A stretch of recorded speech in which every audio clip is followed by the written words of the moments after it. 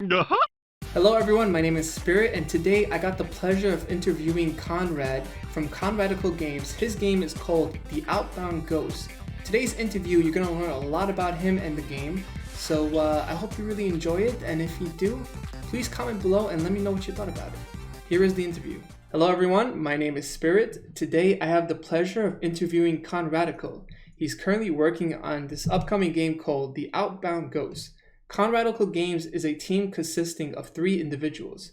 Conrad, the project lead developer of The Outbound Ghost. Kimo, the composer of the game. He's also working on another game called Aria Disconnect. Lastly, we have Clayzilla. He is the artist for the characters in Outbound Ghost. Clayzilla is also working on his own game called Rock and Roll. So Conradical, how are you doing today? Yeah, doing great. I'm really excited to be here doing this little talk, and hopefully the people watching this can get something out of it in terms of insight of how everything goes on behind the scenes. Yeah, it's a pleasure. I'm very happy that I got to sit down and we're going to be talking about the game and just to get to know you a little bit more. So it's a pleasure. The pleasure's all mine.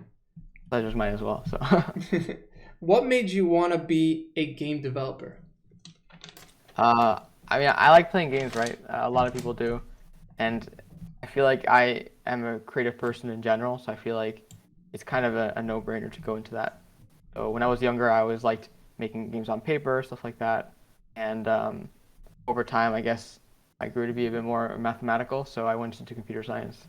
And through doing that, I felt like I had the ability, technical ability, to make games as well as the creative factor. So everything fell into place, and everything just grew out of there. So pretty great how it turned out. Do you feel like it was destiny? Like this was bound to Uh, happen? I don't know. I mean, I could have done a lot of other things. Like when I was younger, I was like, oh, maybe I should go into film or something like that. I'm not really so much of a technical creative person. Like I can't draw for the life of me. But I really like narrative and stuff like that. I mean, I can't draw, so maybe if I teamed up with somebody to do that. But some sort of creative element that has to do with narrative and stuff like that, I feel like I was always gravitated towards. Very nice, very nice. And it's good to know your perspective on that. So thank you for that answer. You know, The Outbound Ghost is an adventure RPG about a ghost figuring out the cause of their own death. The game is inspired by the Paper Mario series, Undertale, and even Nier Automata. Knowing all of this, players have high expectations when it comes to these games. How does that make you feel when working on The Outbound Ghost?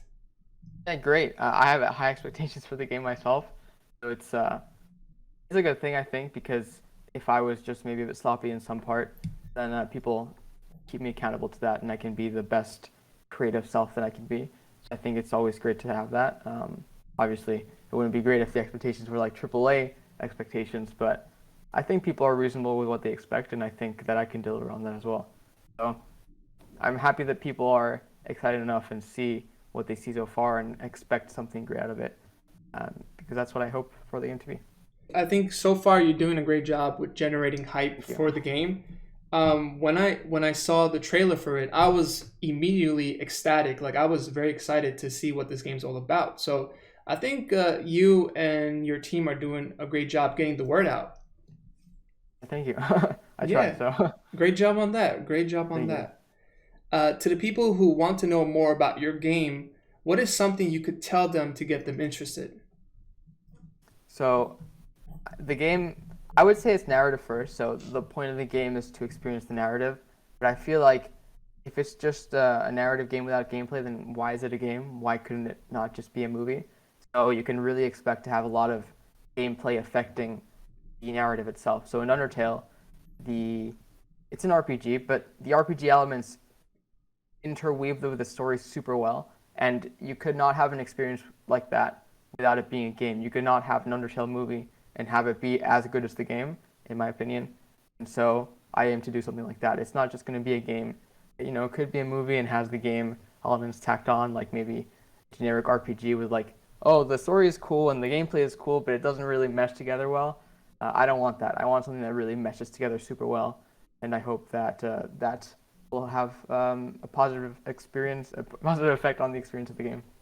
Yeah, I think it's going well. Like I think people are resonating with the game, and when I played it, I was like, wow, this looks incredible. And then the story is like it took me all over the place. Like Yeah, I didn't expect it to be like kind of dark in a sense, but you know what? I really like that. Like it's not yeah, trying to be your typical Paper Mario experience, or it's not trying to be relying on Undertale and all that. Like it has its own story that keeps it afloat, yeah. and it made me question a lot about this game. I'm like, I want to know more about the characters. I want to know more Yeah. about the game. So the demo got me hooked. Good That's job on great. that. Good job Thank you. on It's that. gonna be if you like the demo, then I think you're really gonna like the rest of the game. The demo is nothing in comparison to the rest. That's just It's the beginning. it's nothing. Okay. I thought it was a lot. Well, I mean, I'm proud of the demo, but what's coming next is just much better as well. So I'm super really super excited. excited. I am very excited for that. It pains me not to be able to show it already, but I think it's better to wait and let the game speak for itself as well. We're gonna wait, but please don't make us wait too long. No, it's gonna come out hopefully next year, so 2022. That's what Awesome. I yeah. The game's gonna Awesome. be definitely finished in 2022, and the hope was maybe coming out in October or whatever. But this October is so insane with the releases that maybe a bit earlier, a bit after will be better. But we'll see. That's all to be decided. Awesome. Okay. So, how long did it take you to come up with the concept, the story, and the main focus for your game, The Outbound Ghost? So I believe in 2019. So I was working on my previous game called Lootbox Life, and it was a Metroidvania. And just like as a sort of fun experiment, I decided to make a game that was, it was the Outbound Ghost, and it was a top-down Zelda-inspired game. But there wasn't any combat. It was mostly inspired by the item side quests in some of those games. I believe I only remember the one in Link's Awakening, but maybe some other games in that series have that sort of thing as well. And basically, what you do is you get items, and you go around to different ghosts and you help them. And with a certain item, maybe you help one ghost pass on to the afterlife, and then they give you an item, and that item lets you pass another ghost to the afterlife. And so it's basically the whole game is about. It was a branching path where you helped ghosts through the items, and by helping some ghosts, you got some items, and that in turn helped other ghosts, and you can go about it in very many different ways. So it was Hmm. very open, and I made a little prototype. It was like a 5 minute long prototype, and I never released it or anything. It was really broken, and I just kind of left it at that. And I was like, oh, maybe after I finish the Lootbox Life, which was my game at the time, I can release it, you know, on itch or on Steam as like a small game, nothing super major because it wasn't anything super polished or substantial. And then I finished the box life and I started working on the Outbound Ghost, and I thought I really like the Octopath Traveler aesthetic. So it's an RPG with a pixel art style in a 3D world. I thought it'd be really cool to have something like that with what I had already. But yeah, in 3D. And so I started learning Unity because of that, because everything I had been doing so far was in GameMaker, which is a predominantly 2D engine.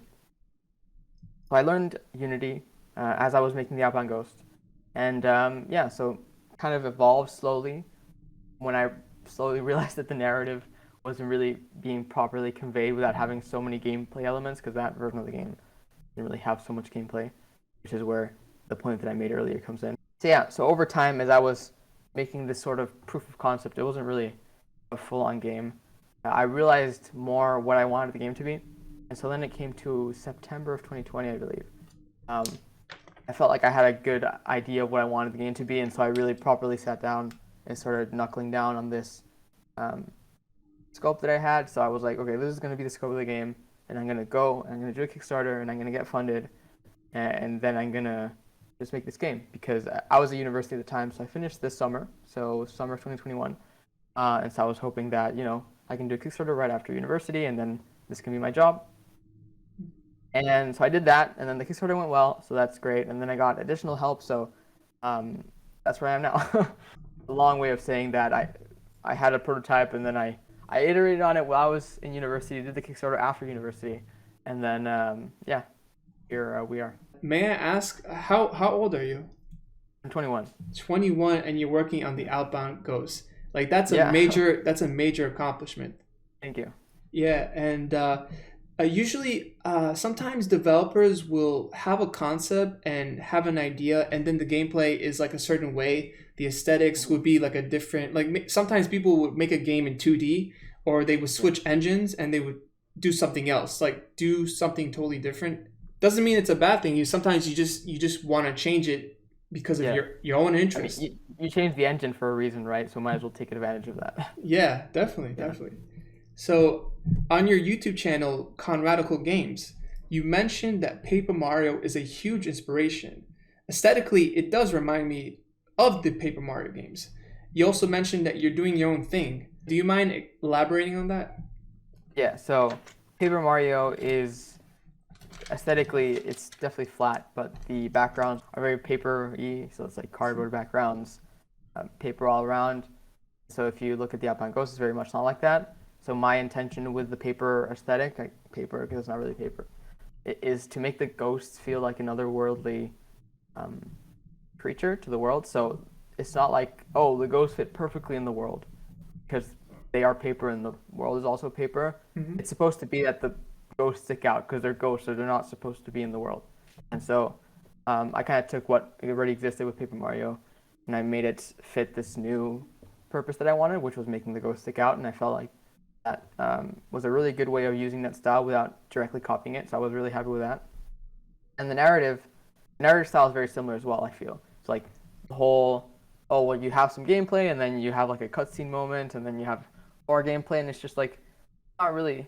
I guess it's linear, but it's very. Um, the plot points happen, at a good pace, and that's what I was going for. And like the whole cutscenes and dialogue interactions flow a certain way, and that's something I really wanted to have because I really enjoy that from the series.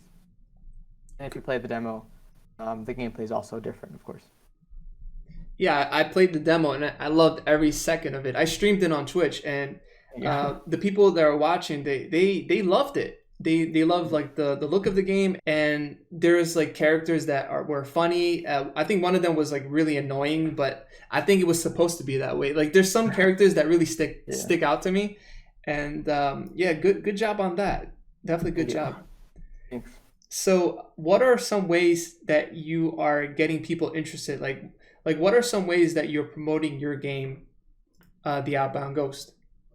So I really like developing the game with the community because the game is for people who play it, right?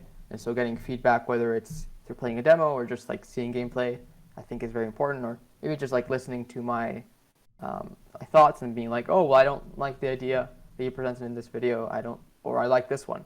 And so I think making YouTube videos is a really great way of not only getting people to know about the game, because obviously the YouTube algorithm like shows it to people who haven't seen it before, stuff like that. But it also allows me to get the feedback that people leave in the comments and make the game better. So I would say that's the main way I promote the game.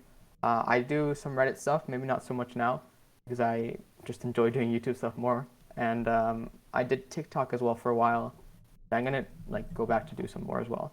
It's just there's so much stuff you can do that you kind of get bogged down with everything. So I chose to focus on YouTube for a while. I'm not doing so much now because I'm developing some stuff. It's completely new to the game, Hmm. but hopefully I'll show some of that soon and season 2 of the YouTube videos can resume. So that's my plan for now. I can't wait for the YouTube videos. I'm like every time I watch like your latest video, it's very informative, and I learn something every time I watch like one of your videos. I learn something new. Yeah, thanks. That's really great to hear. So I looked at your Kickstarter page for the Outbound Ghost. You managed to raise close to 28,000 US dollars. How do you feel about that? Did you expect to get that much support from the fans? Yeah, I'm super happy about that. I put 10,000 as my goal, and I was pretty confident that I was going to get that just because I ran like the statistics before. And I was like, okay, well, I have this many followers here, this many there, and it added up to like me expecting for 20,000. But obviously, I went even beyond that, so I'm really happy about that. I'm really happy that people who hadn't even heard of the game before the Kickstarter found it and really enjoyed the demo. I was a bit worried the demo may be like a bit buggy, and it was at first, but then I fixed some stuff, and people really enjoyed it. So I was really, really glad about that. And I'm happy for you too. That's a lot of Thanks. support right there, and Yeah. like the hype is real. Like people are loving what they're seeing so far, and they're getting really excited for the full release when that's going to happen. So Really glad congratulations about that. on a Thanks. good Kickstarter. Thank you. When I played the demo for the Outbound Ghost, I noticed that the battle system is reminiscent of the Undertale battle system. What's unique though is that in your game, you battle by conversing with people. That makes a lot of sense because sometimes people often are going through struggles and what you say to them makes a big difference. Did you intend for the battle system to be like this? How did you come up with this concept? Yeah, so I really like Undertale intertwines gameplay with narrative, so that's definitely what I was going for. I feel like the combat system right now doesn't do the best job of doing that, so that's what I'm changing. But it's still going to have the core elements intact. It's just like a bit of a refresh to make the combat more relevant, more fun, and more narratively engrossing. Um, but so in terms of the actual intent of the combat, like you're talking to someone, right? So I didn't really want it to be like, oh, you're really sad about being dead. I'm gonna punch you in the face. It doesn't make any sense. So conversation is how you would normally deal with something like that in real life. So I thought it was obviously natural to have something like that. And Undertale does that very well. So it came on as an early inspiration very naturally. Very nice, very nice. That just gave us a little more insight to the battle system, and I'm pretty sure people are going to enjoy when they play the Definitely with game. the new changes. The new changes are gonna make it amazing. I'm really happy with how it's turning out so far. I'm glad that you're happy. That's good to know. So let's talk about your team. So Kimmo Savilampi is the composer for the game, and Clayzilla is the artist. How did this team come to be? So Kimo, I actually met on Twitter because when I was making Lootbox Life, he told me that he really liked the game and stuff, and he wanted to do music for it. So I brought him on for Lootbox Life, and his soundtrack is great for that. And so it was a natural fit to just have him on for the second major game. I had a smaller game in between, but it had more um, ethereal music. It was like it's music, but it's not melodic, which is what I think suits him best. So now that this game is more melodic in its music, I think it's like a no-brainer to have him because he's so good at that sort of stuff. And so it was, yeah, pretty natural. And for Clayzola, so I still am doing a bit of freelancing, but I'm gonna finish in a week or two, I think. So between December last year and about maybe like December this year, so for 1 year, I was doing freelancing for Crescent Moon Games. They published one of my games on mobile, and so that's how I met them. And then I started doing freelancing for them. And so Clayzola has his game published under Crescent Moon Games Rock and Roll. It's not out yet, but it's going to be published under them Hmm. for mobile. And so the main guy at Crescent Moon put me in contact with him because I was doing the Outbound Ghost, and he thought that the drawing style of Clayzola fit really well with what I was going for the Outbound Ghost. Because before that, I was doing the characters myself, and my art is really bad, so I really Oh, needed an artist, and that's where he came in, and then yeah, that's kind of it. I mean, you got to give yourself more credit. I'm pretty sure you did a good job with the art, and we can always improve. Every day we're Yeah, improving step by step. Um, yeah. so It's just just art is not my main focus. Like yeah, technical art is not my main focus. I understand. Okay, so does Kimmo have like a Spotify for his soundtrack, and also does Clayzilla have like a Deviant Art page? I believe I think Kimo doesn't have a Spotify. He has everything on Bandcamp. If you look Hmm. up Kimsoft on Bandcamp, you'll find him there. And he has the soundtrack for Loopbox Life and for Area Disconnect, which is his own game. And then Outbound Ghost will come on there when the soundtrack's finished, so closer to the game's release date. And then I believe Clay does have a DeviantArt, but he uses Twitter predominantly. So Clayzilla on Twitter is where you would find him. Very nice, and I'll put the link in the description so people could check them out. So game development can be a tiring process. What do you do to keep yourself from burning out? I think taking breaks is something that I'm very good at. So that really helps. And maybe I wouldn't say I think too much about games, but like when you're trying to create something narrative and so um, expressional. Like, is that a word? I don't know. But I'm basically expressing myself and putting myself into this game and really trying to um, bring out my creative juices into this. So it's really easy to think about the game all the time, even when you're not working on it. And so for me, when I play video games or I do something else, I talk to people, and not just like, I don't know, if I go on Twitter or YouTube or whatever, that is not such an active um, pastime for me. So it's easy for my brain to overly focus on that. And, that works well sometimes. But I think doing something that really helps you be relaxed and like put your whole brain to relaxing, I guess, is something great. So like when I play video games, I like to be completely engrossed in the game, and it's like a nice break. Like just find something that is a very nice break for you and do it when you feel that you need it. Yeah, it's like a really nice outlet, and Yeah, sometimes playing games gives you more ideas. yeah, for sure. I feel like a lot of people as game designers, they don't need to play games because they're so um, non-conventional in the way that they make games, and that's a completely different ballpark than what I'm doing. And I feel like for me, I'm taking inspiration from so many different places that I feel like I need to keep up, and not really keep up, but I feel like whenever I play something, it's like so easy to get inspired that I get so much out of it. And so, especially with Game Pass, I got it recently, and there's so many games that I played because of that that I normally wouldn't have been able to. And because I was like, oh well, I don't know if I'm gonna play this so much, so I'm not gonna buy it. But with Game Pass, it's like I already have it, so I'm just gonna play it. And I feel like I've played so many games that I normally wouldn't have played, gotten really inspired by. So, Nier Automata, I played on Game Pass, and I was super inspired by that. It was like the first game I played on Game Pass last year. And if I hadn't played Nier Automata, I feel like the game would have been very different in Oh a wow. overall narrative sense. And so playing games really helps me be as creative as possible, I feel. So I think it's a great way to do that as well. But yeah, I don't know. I feel like when I play a game and I get inspired, it's not so much of a, because some people like think about games all the time, and maybe it bogs them down. It's like, oh, the game doesn't escape my brain. But when I get inspired by a game by playing it, I feel like it's revitalizing in a way, so it doesn't tire me, if that makes sense. As opposed to if I was just like thinking in my head, how can I make this more better? I don't know. If I can make this game better in this certain way or whatever, I feel like playing a game is kind of like a shortcut to getting these sort of ideas that doesn't burn you out as much. So I feel like it's easier to be a game developer that focuses on taking inspiration than one that tries to reinvent the wheel. Although the one that reinvents the wheel will probably have a more creative game at the end of the day.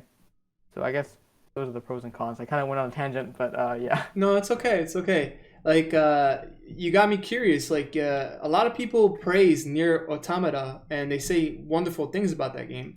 I just didn't expect for that to be an inspiration for the Outbound Ghost. So that's a really great answer. It made me think in perspective. Yeah, it's not a direct inspiration, I would say, because like the mechanics in the game and the setting is like completely different. Hmm. Like you would really not think that there's an inspiration. But as a creative person, I feel like it really inspired me.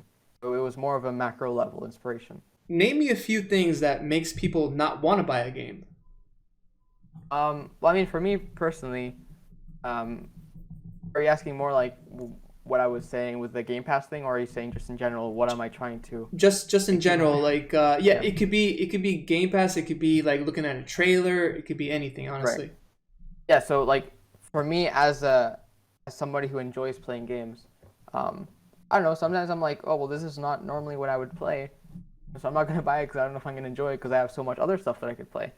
Um, so having familiarity, I feel, is something that um, as a game developer helps sell, right? So Paper Mario fans will probably like Outbound Ghost because it's familiar in some ways, but unfamiliarity, I feel like, is like what really makes a game stick out in your mind and make it like an experience that is very unforgettable. So I've never played anything like Nier Automata, and that was, even though I wouldn't call it like a 10 out of 10 game, it was like so imprinted in my mind that it inspired me creatively and like influenced me more so than maybe other games that I thought were better, and I was more leaning towards playing when I saw it at first. And so what I'm trying to do with the Outbound Ghost is have familiarity. So it has Paper Mario graphics, has like, I don't know, it has like a Nintendo-y vibe, you know. But I want to have that essence of unfamiliarity that Hmm. once people get into the game and they experience all these new things that they haven't experienced before in this sort of game, it really sticks out in their mind and makes the game better than it would be if it was something they had expected. Like I could say that that holds true because when I played the demo for the Outbound Ghost, what stuck in my mind was that you're trying to figure out like why'd you die? What was the reason for your death? And like I'm like, whoa, this game has more meaning to it than I realize. Yeah. Because like on the surface, it looks like a QT game, like very very nice looking cute game. But then when you get into it, when you dive right into it, it's something else. I mean, Yeah. you have to play it to understand and to see what it's all about, really. Yeah. Don't worry, guys. I'm not false advertising, but yeah, it's very much like it still is what it shows itself to be, but there's more to it that meets the eye. I hope that's what I'm going for. The game is still cute, of course, but there's definitely a deep meaning, like a good Yeah. story in it. It's when you play Kirby and then it's like, oh, well, this is really cute, and then you end up destroying a galaxy or something. Yeah. On your YouTube channel, you made a video titled 7 Years of Indie Game Development Progress. You've been doing this since 2014. Can you tell us about your journey with making games? Yeah. So in 2014, I was 14. It's really easy to remember my age because it's like just subtract 2000 from the current year because I was born in early 2000. And so I started when I was 14, and that was kind of like, what was it? Yeah, I just wanted to make games, and I was like, okay, well, I guess I'll look at tutorials online, like how to make games or whatever. And my uncle is, I wouldn't say he's a programmer, but his job entails programming to a certain extent, so he's technically literate, and so he taught me like the basics of how to do that, or he told me, like he pointed me in the direction to where I should go if I wanted to learn more about this. And so I got Unity, and I started making like really bad stuff, and that really helped me learn at first. But then that was in the summer of 2014, and so school came, and I kind of let it go for a bit. And then in 2015, for a school project, I had to choose something to do, and it could have been anything. Like I had a friend who grew a fungus to make a pencil cup holder, or I had a friend who made a guitar out of a skateboard wood, right? So it was like you really could do anything you wanted to. And I thought, oh well, I could make a game. So I decided to make a game, and this time I used Game Maker because I felt like it was easier to learn. Hmm. And I made a game to teach Spanish. I'm Spanish, so obviously I Very speak nice. Spanish. Not obviously, but I speak Spanish. And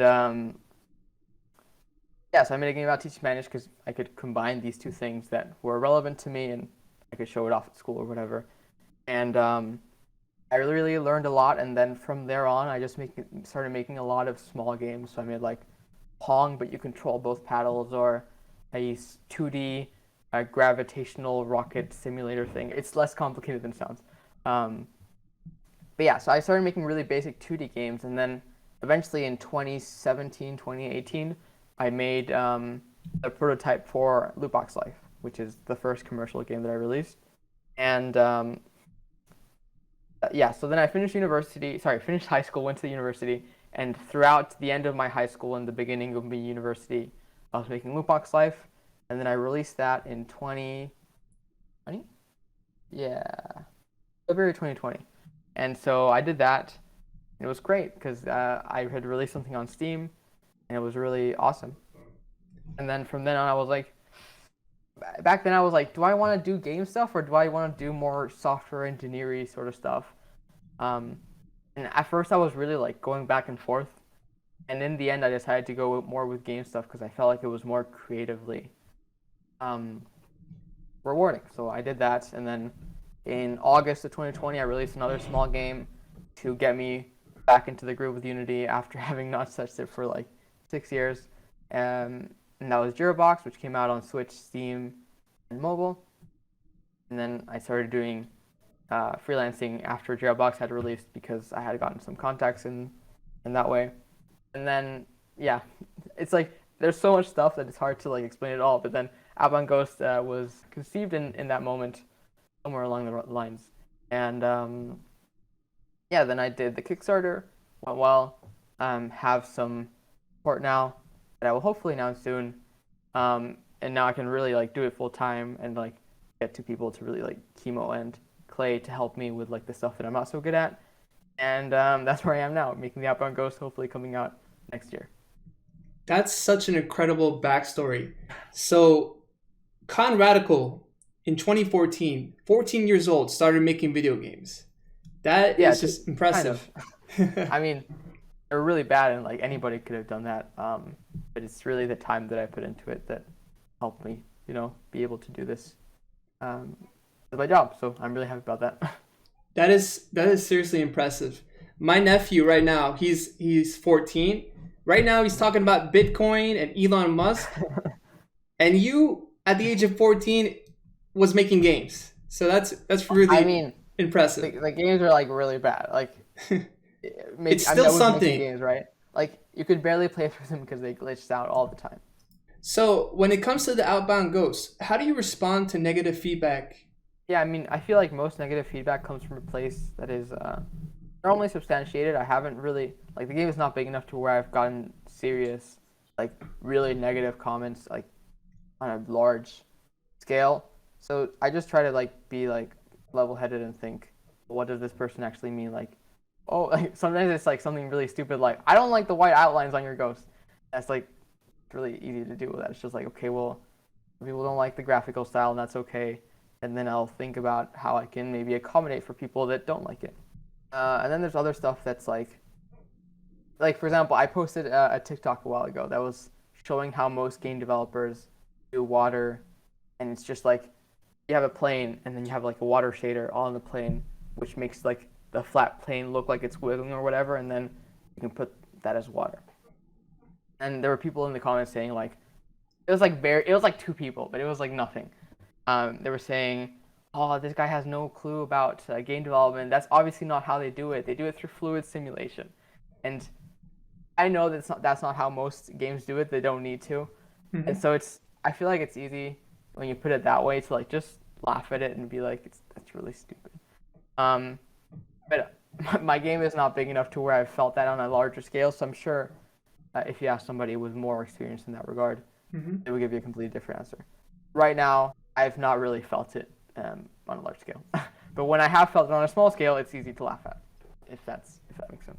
Yeah, that's understandable. I think like most of the time when people give negative feedback, it's really like because they're probably passionate about the game, or Mhm. they just don't really know what they're saying, and they think Yeah. they could fill in your shoes and tell you how to develop a game. You know in your heart how to make this game, and you do it with all the critical thinking that you could possibly do. So every decision that you make is based on what you want to do for the game. And obviously, taking criticism is good, but there's a difference between players being passionate and then players being trolly. And Yeah, I think there's definitely a difference between the two. for sure. Yeah. I haven't felt the latter very much, so that's what I was getting at. That's good. That's where you want to be. You don't want a lot of Yeah. trolls. Yeah. So, what keeps you going in life? I don't know. I think it's fun to be alive, so I Same do what here. I think is fun. Yeah, I think it's very fun to make games. I think it's very fun to do all the things that I'm doing when I'm not making games, and yeah, it's nice. Do you have like a role model? Like, is there any role model in your life that you look up to? I wouldn't say I don't try to have role models, but it's like I like to think that I admire people's works more than themselves as people, because people are people, Hmm. and it's very easy to fail as a person. And so I wouldn't say I have a key role model, but I really admire the work of a lot of people in games and not games, right? I can go on a tangent on like who I think is really cool or like who has done stuff that is really cool. Yeah, that's kind of where my mindset is in regards to that. I think that's I think that's honestly a humble answer. Like you appreciate the work of others, and it also influences you to do a great job in your game. Yeah, So it's not like these people have obviously done amazing stuff, but I don't want to be like this person. I mhm. want to make stuff that lives up to this person's stuff, if that makes sense. Yeah, like yeah, we all have expectations, and it's good to be competitive in a way. But Mhm. I do believe in friendly competition because that inspires you, to do Yeah, better. yeah. I agree. Looking at somebody's game or whatever creative thing you're working at is a really great way of being like, I want to make something up to this standard because I know that I can do it if I put the work into it. So, where do you see yourself in 5 years, whether with Outbound Ghost or with your own personal goals? So in terms of career, I would love to have a smallish game studio that's like basically what I have now, but like with more people. Because right now it's me full time, and then Kimo and Clay are doing part time work on the game on a per um, item, I guess. Like they make the stuff like on a per music slash art piece basis. I think it would be really cool to like have a small team of people that do things full time together and make awesome games that are um, creatively in the same realm as the Outbound Ghost in terms of wanting to push um, the narrative envelope forward, if that makes sense. I would love to have something like that. So hopefully, if the Outbound Ghost does well, um, I can do more of that. So there you go. Like if you when you purchase the Outbound Ghost, you're going to be helping Conradical with his dreams and goals. So let's wish list the Yeah. game. Let's do that. Yeah, if you buy the Outbound Ghost, you are basically voting with your wallet to make more games like the Outbound Ghost in terms of its creative intent. Very nice. Very very nice. So, what is your message to up and coming game developers? Um, I guess, yeah, just start going for it in your free time, I guess. If like it depends. Some people don't want to do game development full time, and they just want to do it as a hobby. And in that case, like, just go for it. Like nothing's stopping you do it in your free time, and just doing it for fun. And if you do want to make it full time, I was very lucky because I had like everything lined up for me perfectly, and I was fortunate enough to where I could work on the game throughout university. Um, and that's not always easy. But if you want to, yeah, maybe you're in university or in school or you're working or whatever, and you want to become a full-time game developer, I think the best way of doing that is not really like quitting your job and just going for it. Like I could have easily dropped out of university and like I'm gonna be a full-time game developer and not go to university. That's very risky. So I think it's better to try to do it while you're doing your already existing commitment, Hmm. if it's possible. And if not, then I don't know. I mean, that's what I would say. Try to fit it into your already existing schedule because I think um, that's the best way of doing it because you don't risk yourself and other people's livelihoods who depend on you. So basically, go for it, but be careful. Don't quit your job if you don't have a clear plan or if you couldn't already live from it. Yeah. Very nice answer. Very nice answer. Thank you for that. So the final question: what are your top five favorite games of all time? I don't know if I have a top five, but I can give you the top three. Number one is definitely Zelda Breath of the Wild. I mean, I don't know if I should explain it because it's so like everybody loves Breath of the Wild. I mean, not everybody, but a lot of people do. So like, it's kind of like beating a dead horse. But I think the feeling of exploration and like the risk they took in the open world genre to do something like that was just like so good. Like the climbing system, the freedom you have is amazing. So I love that game. I love Slay the Spire as well, the roguelike. I don't know. I think I love turn-based games, like turn-based RPGs, and I think um, as a roguelike, it does a super good job of allowing your knowledge of the game to be kind of how you level up. And yeah, I think it's fantastic, fantastic game. And Bravely Default is, I think, tied for number two with Slay the Spire, Hmm. and that's a 3DS RPG. And the combat system in that game is amazing. If I ever made an RPG, it would definitely be inspired by Bravely Default. And when I say if I would make an RPG, it would be like a turn-based RPG. And yeah, so those are my top threes. I love all of them, and if you ever get the chance to play any of them, I would really recommend it. Yeah, Bravely Default. That's a huge one. Yeah, I love that one. It's amazing. My favorite RPG by far. Well, everyone, give it up for Conradical from Conradical Games. His game, The Outbound Ghost, has a demo out right now on Steam, available to download. The game is planned to release in 2022. So, what other platforms will the game be available on? So because of the Kickstarter, it reached its stretch goals, so it can go. So it's going to go on PC, Switch, PlayStation, so 5 and 4, all Xbox, and then also mobile, iOS and Android. So a lot of platforms, 5 of them total. So I'm really excited about that. We are definitely excited for that as well. So, do you have a Patreon or any other way for people to reach out to you and support you through social media? I would really appreciate it if you gave me a follow on Twitter or something at Conradical Games. I have most of my stuff linked there, so if you go there, you can see my Steam page and a wish list on my Steam page, would really, really help in terms of like helping me for release day. And that's about it. So Twitter and Steam, that's would really help. Okay. So, Conradical, is there any last thing you'd like to say before we finish this interview? Not particularly. I think it was very all-encompassing. We covered a lot of topics, and I think that was really cool. But if any of you have any questions about game development or anything and you would like to ask me that we haven't covered here, feel free to just like DM me on Twitter or something. I'll help you as much as I can, I guess, with answering the questions. This was an awesome experience. I really thank you for your time for this one-on-one conversation about the Outbound Ghost, and we got to discuss a lot about the game and other things in general. So, thank you for being here. We definitely appreciate you. And yeah, check out the Outbound Ghost right now. The demo is on Steam, and Conradical and I would like to thank you all for tuning in. I hope you'll have a great day. My name is Spirit, and I will see you on the next one. Take care, See you all, everyone. guys. Thanks for tuning in, and it was a great time to be here. See Awesome. you all. Take care, guys.